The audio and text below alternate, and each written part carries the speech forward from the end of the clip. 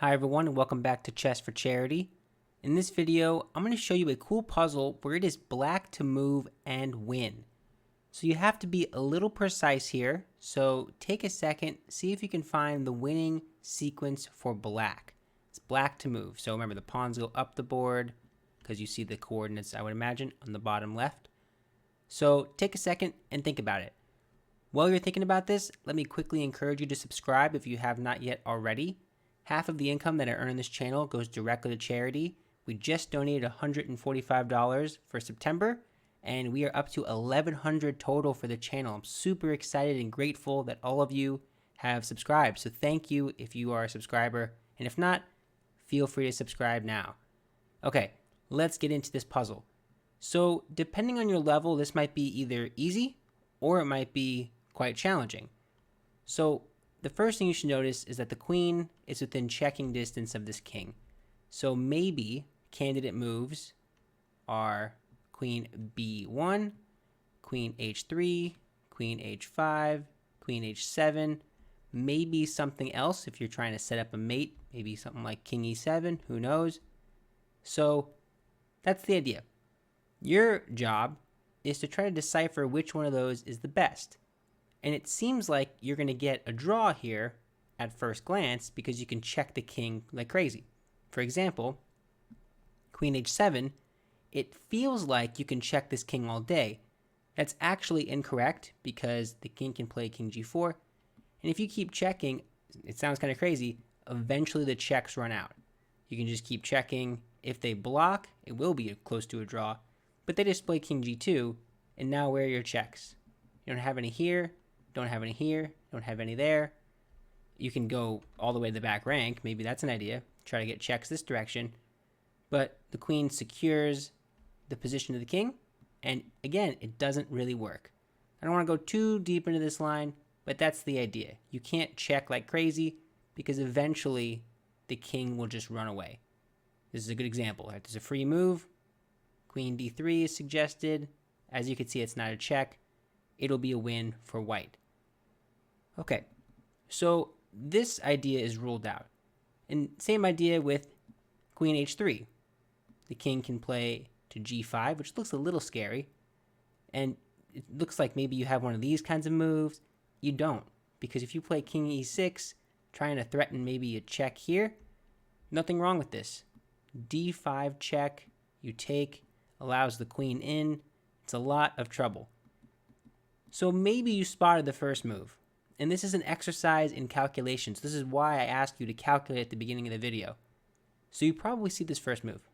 Queen h5, check, great. Now, really quickly, what options are there? Well, there are two options. There's king f6, and there is king e4, right? Two different options.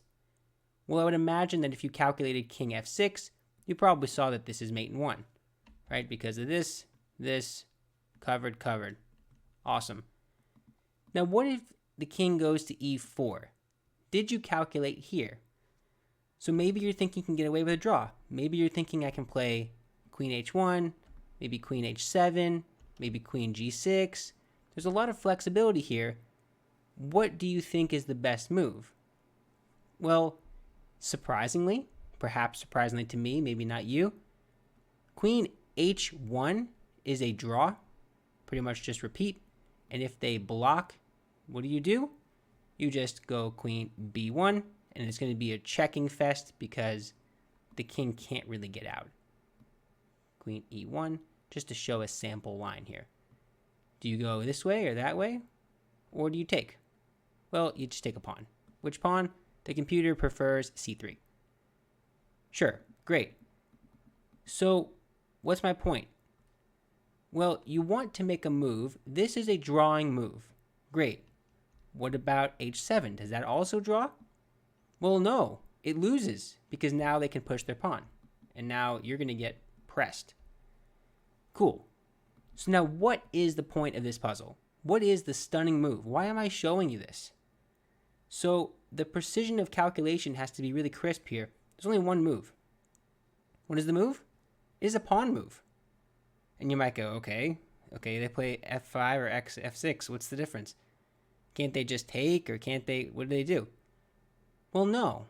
First of all, if they take here, is that a problem? Yeah, that's a problem. That's mate. They don't want to do that. Instead, they don't take here. They just play queen f3 and say, hey, let's trade. Hey, I want to trade. And then they play f5, king e3, hold everything together. White's winning.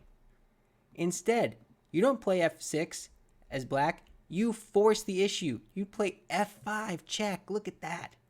And now the king is completely cut off.